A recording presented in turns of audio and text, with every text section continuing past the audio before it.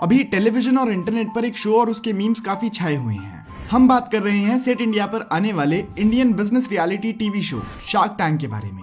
Shark tank India एक American show shark tank की Indian franchise है। इस शो में अलग अलग एंटरप्रेन्योर्स आते हैं और अपने बिजनेस स्टार्टअप्स की प्रेजेंटेशंस इन्वेस्टर्स यानी कि शार्क्स को देते हैं। अगर शार्क्स को एंटरप्रेन्योर्स का आइडिया पसंद आता है तो वो उनमें इन्वेस्ट करते हैं।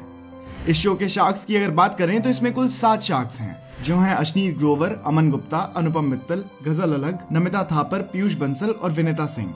इन सब शार्क्स यानी इन्वेस्टर्स में से सबसे पॉपुलर शार्क की अगर बात की जाए तो वो है अश्नीर ग्रोवर। शो में इनके द्वारा कही गई बातें और इनके बात करने का तरीका लोगों के बीच काफी पॉपुलर हो गया है और आज की इस वीडियो में हम इनके ही बारे में बात करेंगे। हम जानेंगे कि किस तरह से अश्नीर ग्रोवर ने खुद के बिजनेसेस की शुरुआत करी और किस तरह उन्होंने बिजनेस जगत में इतना बड़ा मुकाम हासिल करा। जो लोग अश्नीर ग्रोवर के बारे में नहीं जानते उनको बता दूं कि 2018 में इन्होंने भारत पे की शुरुआत करी थी। भारत पे एक इंडियन फिनटेक कंपनी है जो मुख्य रूप से छोटे व्यवसाय और किराना स्टोर्स के लिए सर्विसेज मुहैया कराती है। भारत पे की मेन सर्विसेज में यूपीआई पेमेंट्स के लिए क्यूआर कोड, कार्ड पेमेंट्स के लिए भारत स्वाइप और स्मॉल बिजनेस फाइनेंसिंग जैसी सर्विसेज शामिल हैं। अश्नीर के प्रोफेशनल करियर को आगे जानने से पहले जरा अश्नीर की अर्ली लाइफ पर नजर डालते हैं। अश्नीर ग्रोवर का जन्म 14 जून 1982 को दिल्ली में हुआ था। वो शुरू से ही पढ़ाई में काफी अच्छे थे और इसी वजह से वो इंडिया के सबसे कठिन जेईई एग्जाम को क्रैक करके आईआईटी दिल्ली में पहुंच सके। यहाँ पर उन्होंने सिविल इंजीनियरिंग की फील्ड में ग्रेजुएशन करी।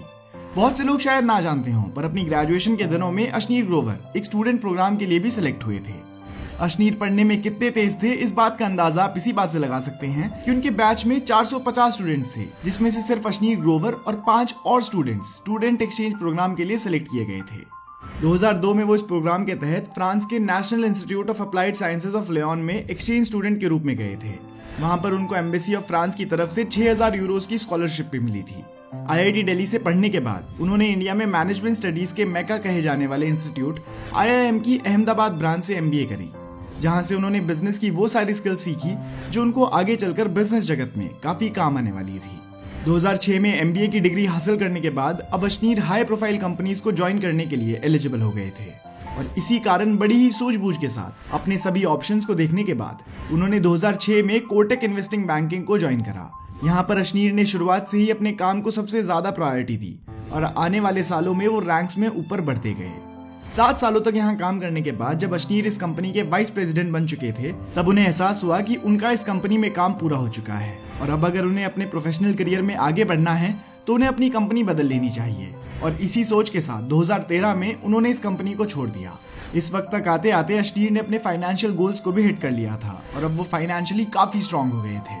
इसके बाद उन्होंने अमेरिकन एक्सप्रेस में काम किया। वो 2013 से मार्च 2015 तक अमेरिकन एक्सप्रेस में बतौर डायरेक्टर ऑफ कॉर्पोरेट डेवलपमेंट रहे, जिसके बाद 2015 से लेकर 2017 तक वो ग्रोफर्स के चीफ फाइनेंशियल ऑफिसर रहे, जहां रहते हुए उन्होंने ग्रोफर्स को एक बड़ा ब्रांड बनाया और ग्रोफर्स के लिए $170 मिलियन रेज करने में अहम भूमिका भी निभाई। इन्हीं अलग अलग जगहों पर काम करते टाइम शायद अश्नीर ग्रोवर को भारत पे का आइडिया आया होगा और कुछ इसी क्रम में 2018 में भारत पे ऐप की शुरुआत हुई।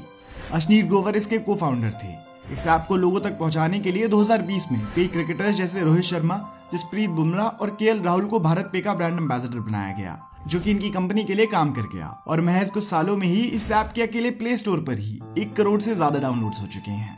ये डाउनलोड्स इस ऐप की पॉपुलैरिटी और सफलता को साफ साफ दर्शाते हैं।